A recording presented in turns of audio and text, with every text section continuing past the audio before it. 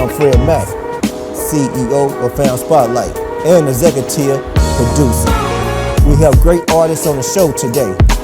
Check them out. Welcome to the show.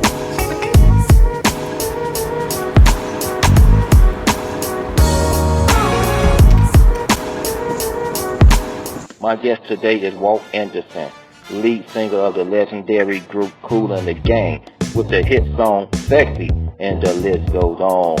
So please welcome my guest, my guy, Walt Anderson, to Fam Spotlight. Hello everyone, welcome to Fam Spotlight. I am your co-host, Will Rose. And I'm Lance Chase. Yes. And we have the honor to speaking with none other than a legendary of the Kool of the Gang. How you doing, Walt? Walt Anderson? Walt Anderson. Yeah. Hey, Walt, how you doing, man?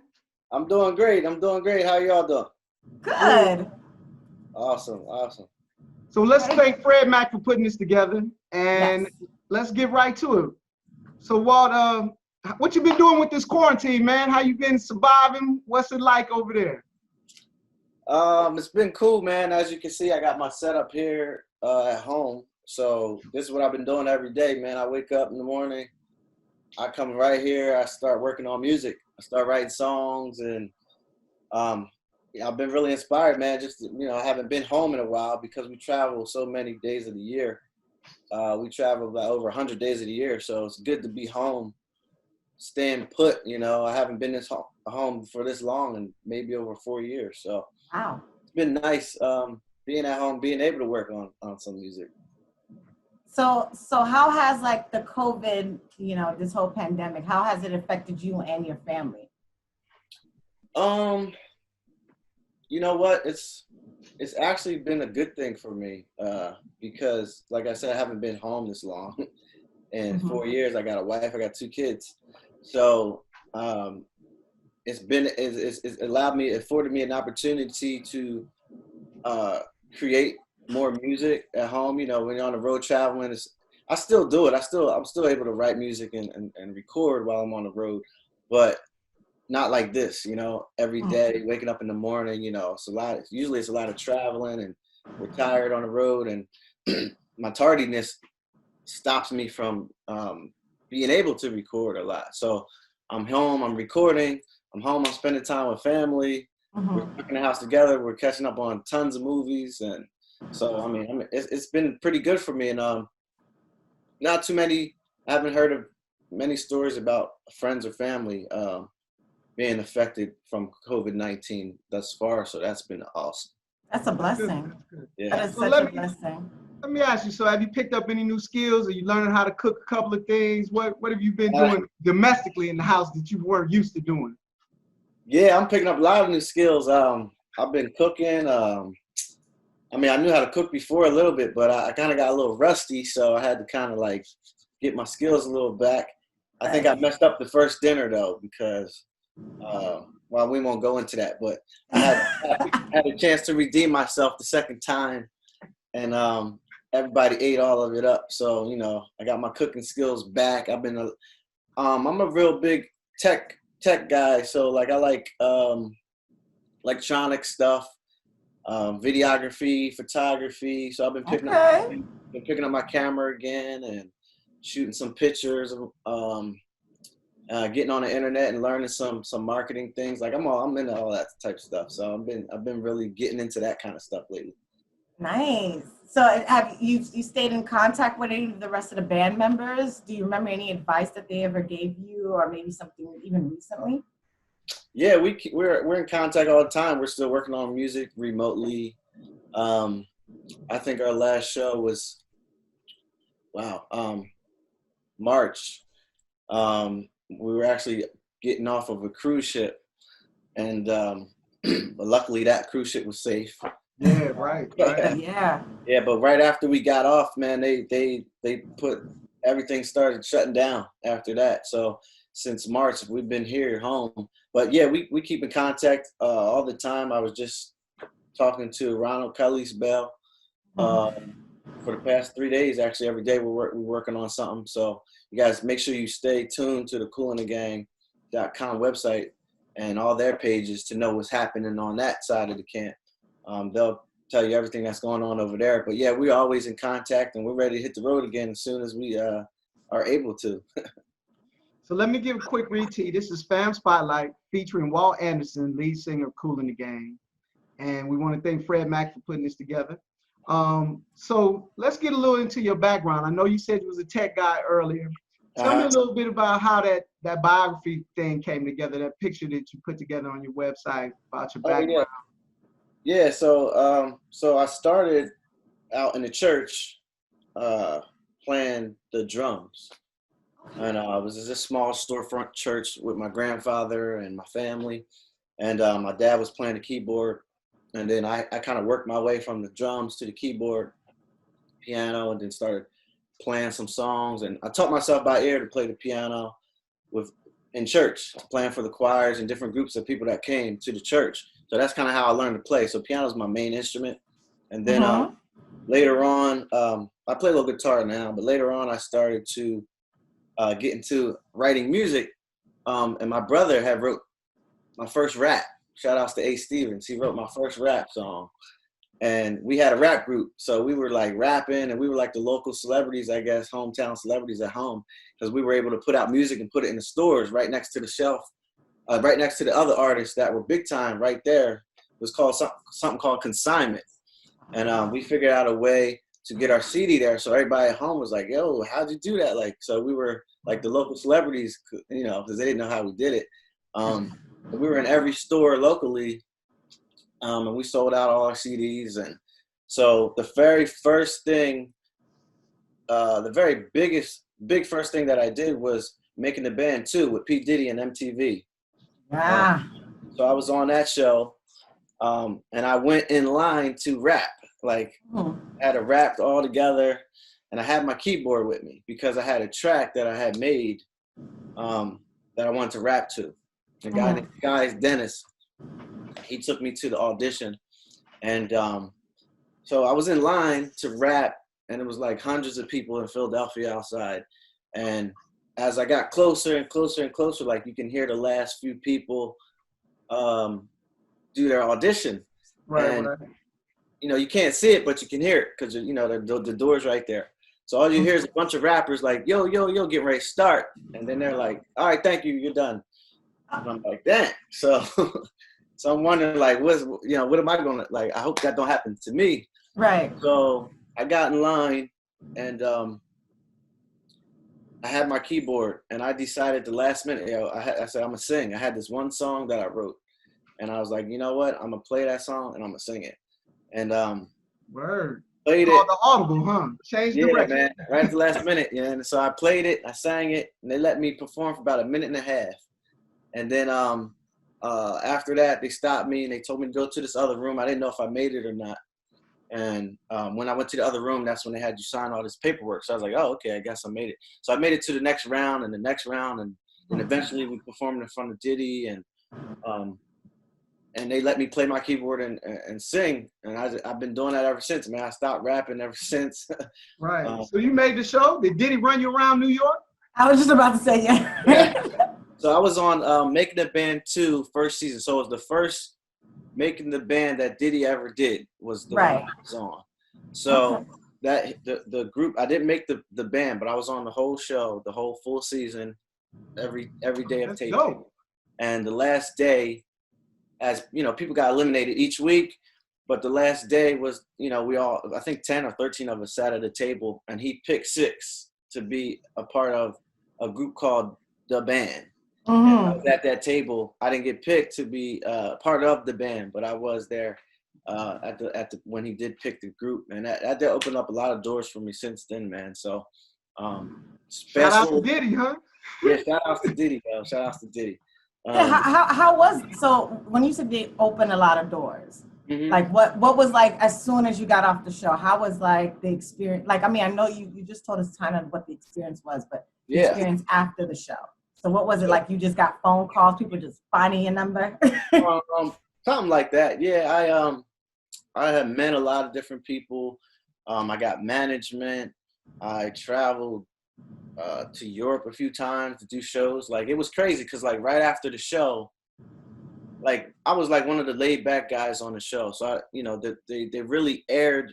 The airtime came from drama. So like if you had a lot of drama, if you were fighting, if you were cussing, if you had a lot of Sounds like reality. Yeah, right. So if you had like reality TV, right?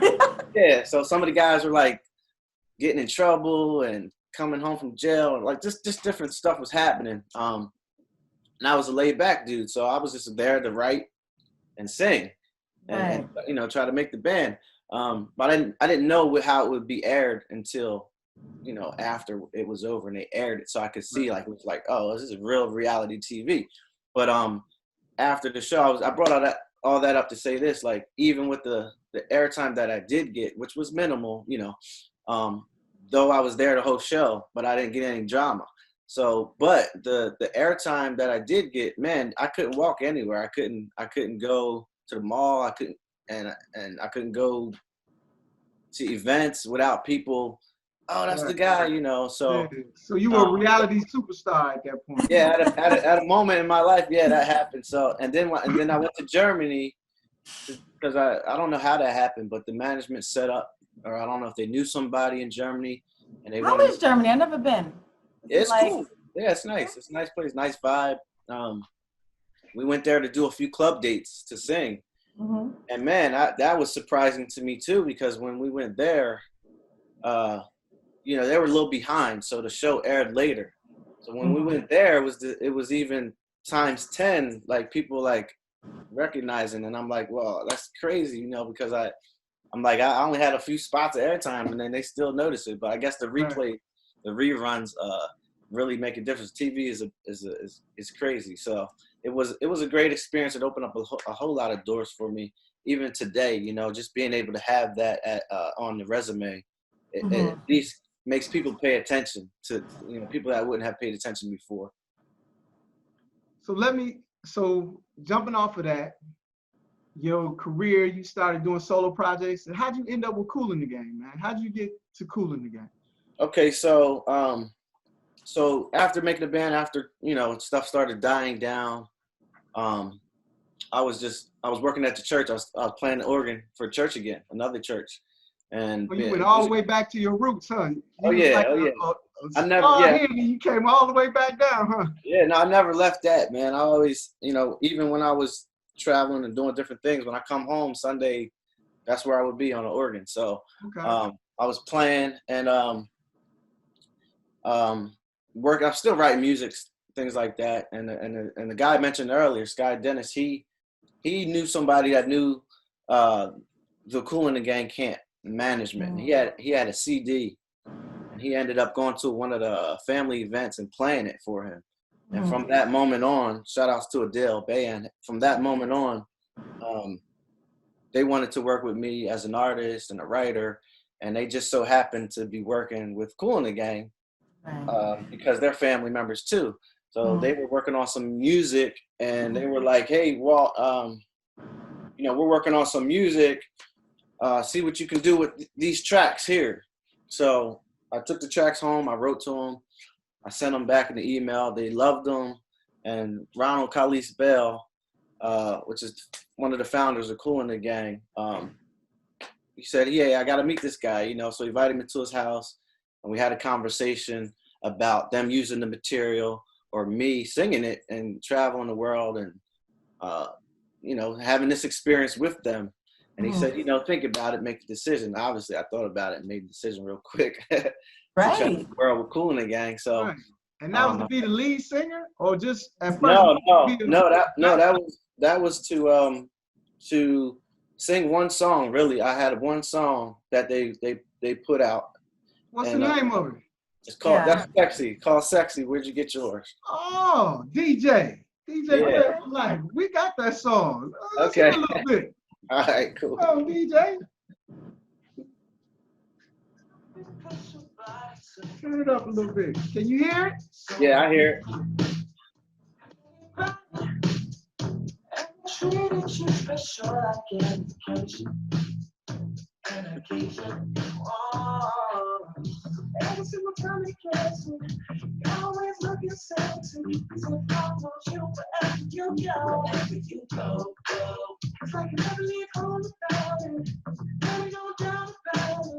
All right.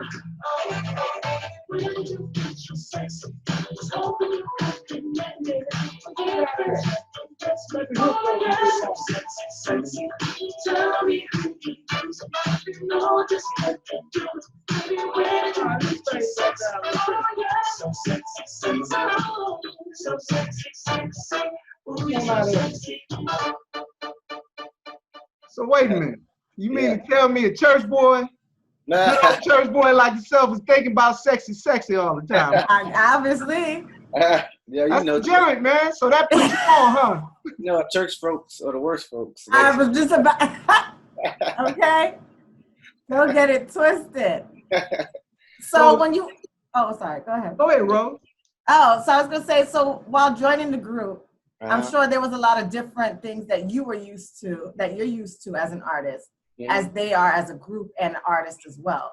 Was there some things you learned from it, or certain things that they kind of changed for you to justify, like, as you guys as a new group together? Oh, most definitely. When I came into the group, I was doing a lot of solo stuff. So I had bands back at home, Coatesville, shout out to Coatesville, shout out to Westchester, Chester County, and as a whole. You know, I was singing solo, and I had the band behind me. And then to come into Kool and the Gang, and it's like, it's a whole, you know, we have sometimes 14, 10, 11, 12, 13, 14 people on stage, horns and drums and other singers and keyboard players and, you know, saxophone, all that stuff. So being in a group, and we all work together. It's not like one guy singing the lead and he's like the forefront. It's like everybody has shine. You know, everybody has a moment to, you know, it's amazing. It's great how they do it. You guys got to check out a show whenever you can, because everybody comes to a show. No, everybody. Lance, we need to go to a show. Something. Yeah, I think I've been to a Kool and the Gang show back in the day. But I've never been. So basically, what you're saying is you had to learn to give the stage the spotlight up a little bit and work with the rest of the band members? Ironically, it was like I was given more of a spotlight, but at the same time, I had to still work with everybody as a cohesive unit. So it's hard to explain, but it's not like you come into the group, you're the lead singer of this or this, and you're doing this, and you're the guy. Like, it's like everybody works together. It's a whole group. Everybody's equal, and I love that. And at the same time, it gave me a platform to still make a name for myself as well. So, but yeah, that was a difference. And then I've learned so much with these guys. Just how to perform even better, more stage presence. I'm traveling the world with them. Like I said, we do over 100 shows a year. So actually traveling with them and seeing how the crowd reacts to whatever we're doing, or whatever songs we're doing, or whatever thing we implement.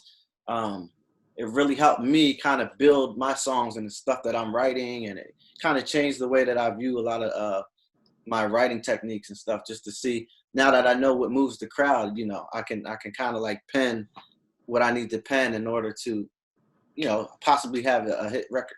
Right. And then I noticed, I watched a couple of videos when JT Taylor was performing, and you know, the dance moves and how he was synchronizing everything, learning the steps, the choreography and stuff. Yeah. So when you play into the crowd, do you get more action when y'all dance together, or when y'all, you know, it's like Morris Day in the time when they used to slide across the stage and stuff. I saw that. So how was it adjusting to the choreography and stuff like that? That was cool. That was one of the things that I wasn't doing a whole lot of when I was performing solo. And coming into the group, man, it was a definite drastic change. Like, I didn't think coming to Kool and Gang, I'm thinking, you know, it's an older group, you know, I'll just be there singing, you know, doo-wop, whatever. Now, Kool and Gang, they move. Like, the whole show is energetic. Like, you guys need to check out a show. You won't see another one like it, trust me. But and you'd be surprised at, you know, these guys that are up there in age, man, the energy that they have. You know, there's guys, one of the guys is flipping on the stage, like, and he's up there up pushing 70. And we're all moving, and we're all, I mean, it's every song, the whole show. So that's also been a thing that I've learned too from them is, you know, people want, the music is one thing, but the performance, man, that's what makes people keep coming back, and that's what keeps them working over 100 times a year, is because the show, man, the show is crazy. People want to see entertainment. They want to be entertained. So now, you know, when I, you know, God willing, do my own thing, I'll know how to entertain people in that way because I've learned it from the best. Right. Exactly. Right. Yeah. So now, I want to quiz you on something because I want to know if you know your history on your group. Now, you know, I got a computer here. I got Google right here. No Google. No Google this time. That's what all the homeschoolers do. This ain't gonna be, I know, right? That's what homeschoolers do. We ain't doing that today.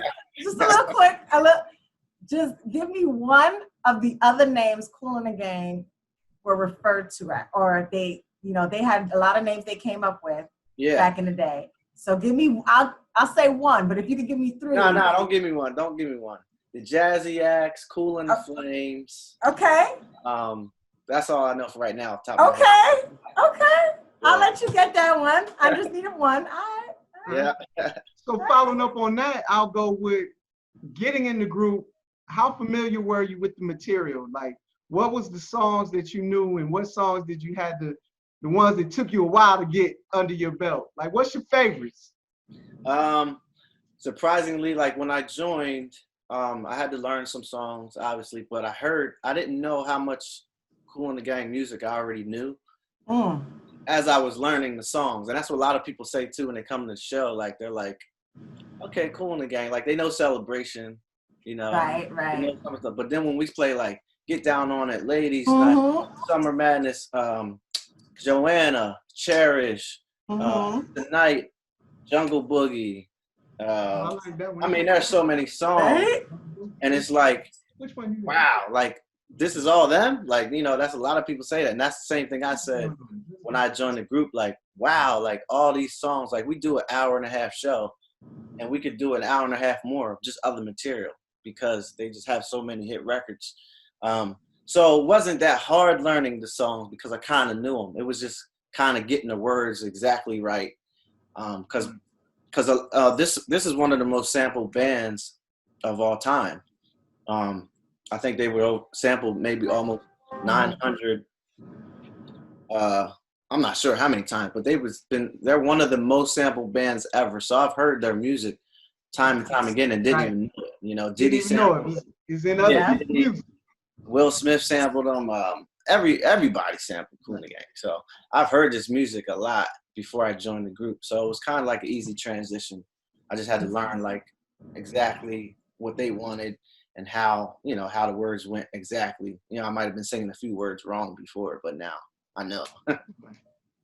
So now, when you guys are writing new music, I know you said you wrote some songs as well. Is it like a collaborative, like now that you're part of the group, is it more like a collaborative effort, or is it more like, hey, I got this song, let's hear how it goes, and then they're like, okay, yes, or, you know, yay or nay, or type of thing? Yeah, it's always a collaboration. So like, I can bring an idea to them, and then by the time it's all over, everybody, you know, has their own input, and it's all about building it to make it a better song.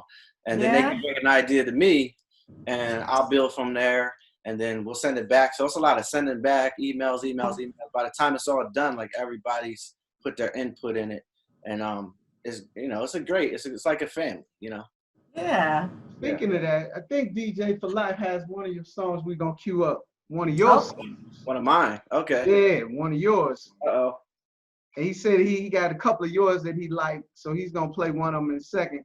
And then I guess now that you've been on tour with these guys, what's been the thing you cherish the most, or the hardest thing about doing 100 and some shows a year, keeping your voice or something? What do you think has been one of the things that you remember most or learned most? Oh, wow. Yeah. Well, like I said, when I first came into the group, I was singing one song, which was Sexy.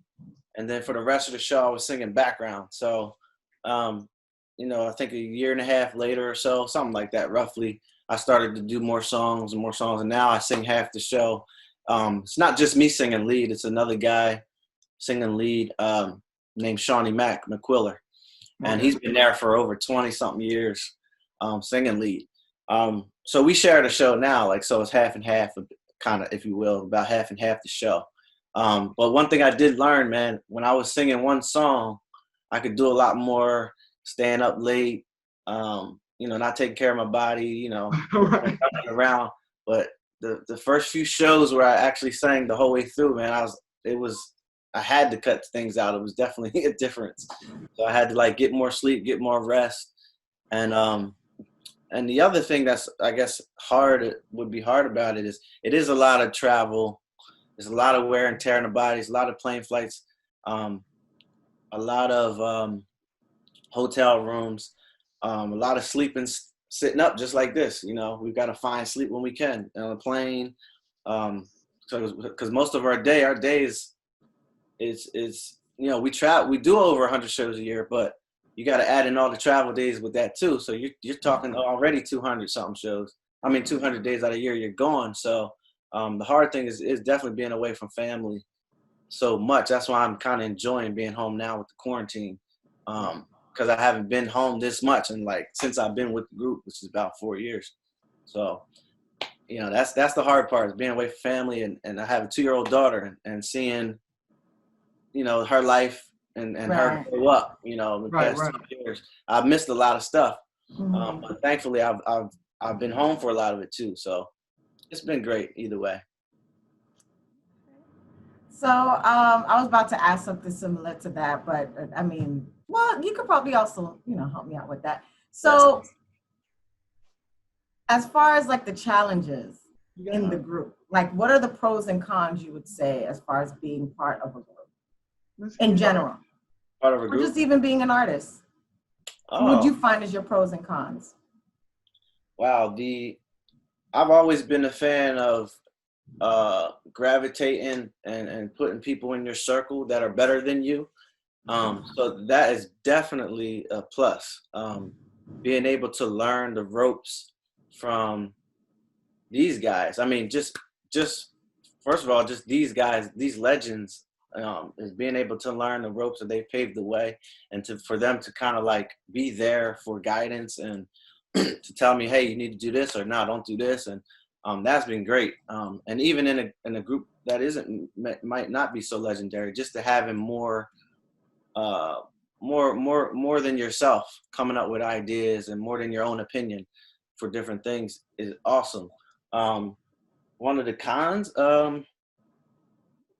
I don't know if there are too many cons. I know, obviously I want to do a solo thing and build my own legacy, a legacy of my own as well. But I don't really look at it as a con so much. I look at it being here in their group as help, as aid for me when I do my thing. I'm just learning so much. I'm just being a sponge. So I couldn't do anything but learn being in this group. So there's not too many cons, I would say, Well, we got a song. We'll play a little something. What's your favorite Kool and the Gang song right now? Oh man, my favorite Kool and the Gang song is probably Get Down on It, Celebration. What does the crowd do when you go into that? Like when you tee that up and you about to get on it? Out. Yeah, when you get ready, you like, oh, here we go. No, they're ready, man. Cause honestly, our whole show is a lot of high energy, so they're already standing up. Like maybe before half the show is, Well, tee me up for Get Down on It right now. You got it? Mm-hmm. How would you tee it up? Let's start off before you get into it. Like set it up for us. Oh, set it up? You mean with singing and set it up? What do you mean? Oh, just set it up like y'all do how you introduce it. Oh yeah, well, actually, to be honest, I don't introduce this one, but you just go into it. Yeah, there's the horn. We bring in the horns, and we get there's a whole section where we do some dance moves, and I can't do it right now, but I'll tee it up. Get Down on It by Kool and the Gang. Hey. There you go. What we gonna do? You gonna get down? What you gonna do? You wanna get down?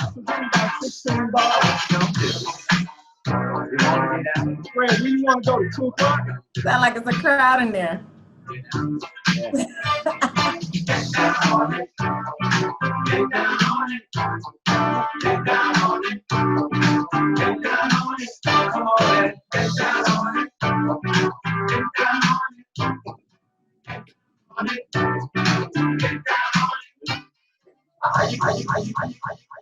Yeah, that's it right there. And to all who's watching, thank you for this is from Fam Spotlight we have our special guest with us, Walt Anderson. I'm Real Rose, and of course my co-host. Yeah, sorry I couldn't set that up. Sorry I couldn't set that up for you because we do a little pelvic thrusting in the beginning of that. What you gonna you want to get out? I can't do it. I can't show you that right now. So Okay. So choreographed, huh? It goes from one song right into the next. Right? Yeah. We got to come see a Kool and the Gang show. This is Walt Anderson with Kool and the Gang. And this is Fam Spotlight brought to you by Fred Mack. This is DJ Player for Life. He's queuing up the cuts. Matter of fact, we're going to play a little bit of one of Walt Anderson's jams. Okay. So, DJ Player for Life, what you got for me? Let's see. Curious though. How this, I am curious too, right? Hold up. Wow, that's old. He already knows. That's old. See, oh, hearing a little snippet already knows. That's good. Very, very good. Yeah, Missing Love. Wow, that's old. Wow. We don't cheat at all. We got faith and all. We make it cake and all. I keep it straight and all. So I always so confused. I'm late and all. We relate and all. So I don't need to sit by the lake and all. Got our own place and all. The love we make and all. So I hear it like we lose. That's what it's love. Yeah. Well, you church boys, y'all something else. All the time taking you around here, boy. Wow, So what's the name of that song right there, Walt? That's called Missing Love, man. That was I don't even know I don't know how you found that. Like that was DJ Player for Life. He said he got you loaded up. We don't play. That's way back, man. I don't even know when I did that one. That's hot, man. That's real hot. I see a smile came to your face too when you Yeah. heard that one. So let me ask you, man, what kind of groups you've been on tour with Kool and the Gang? I know y'all done big concerts and venues. What groups inspired you when you were coming up? Oh wow. I like a lot of Boyz II Men. I like Michael Jackson a lot. Al Green. I don't know. I'm more of a, like I always say, I'm more of like a fan of writers, you know, because a lot of people like the artists and they all, you know, but I like to like look at the CD and like when they had CDs and covers and things and to look like who wrote the song, you know, because a lot of times they didn't write it. Right. They're performing it, which is still just as important, you know, because some people can't deliver the music, you know, like the way it needs to be. But I was always a fan of like, yo, who penned that song? Like, who wrote it? You know, because that's what I do. So I haven't really gotten into a lot of having favorites as an artist so much. You know, I'm just like a fan of good music. You know, it could be a country song. Like if it's written well, I'm like, yo, that's dope. You know. So what makes a good writing, a good song written? What do you look for? Like a Babyface song? I know he writes from the heart. What makes good writing to you? Good writing, man, to me is when you can take something and be very relatable. You make it very relatable to where that it can connect with someone. You need to connect with the audience, whatever you're saying. And to be able to put that in a simple melody and in a simple way so that everybody can understand it and everybody can vibe with it and everybody can sing along to it. That's what makes a good record to me. So, you know, ABCs, I mean, Mary Had a Little Lamb, like it's simple, you know what I mean? It doesn't take a whole bunch of, you know, riffing and running and a whole bunch of chords and changes. It's just a simple song Right. And that can relate and connect with your audience. That they've always been the best songs for me, the ones that work, and they work, you know. And it always seems like the ones that work the best are so simple. Right, absolutely. Now, Yeah. what advice would you give an artist? I know there's people listening in. Hi, everyone.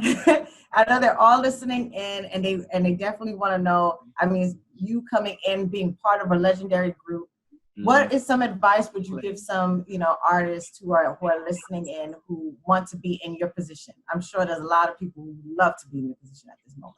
Yeah, I would just say be true to yourself. Like, don't change who you are, because, man, when they say people can see through you and you're not believable, that's so true. You know, like when I was rapping, I mean, I would say at that moment I wasn't believable. You know, I'm rapping about things I'm not doing. And I probably, when I started rapping in line and making the band, they probably would have let me rap for 2 seconds and say, all right, you're done. But be true to yourself, like be real, be true to yourself, because your audience is going to pick up on that, and they're going to really be able to see through and see if you're being the genuine you that you are. Don't change for anybody, Yeah, a lot of people would, like you were asking me about, what has been one of the hardest things with transition and being in this group. Right. That's why it wasn't such a big transition and so hard, because as far as being in the group, because I didn't have to change to be someone else. Obviously, they wanted somebody who can fit Right. within Kool and the Gang and fit singing these songs, but I didn't have to act like anybody else to fit. Like I don't have to act like JT. I don't have to act like some of the people that have been before me in order to fit in this group. I was just true to myself. I'm just me. I'm who I am, and I just God willingly just meshed and fit right into the puzzle.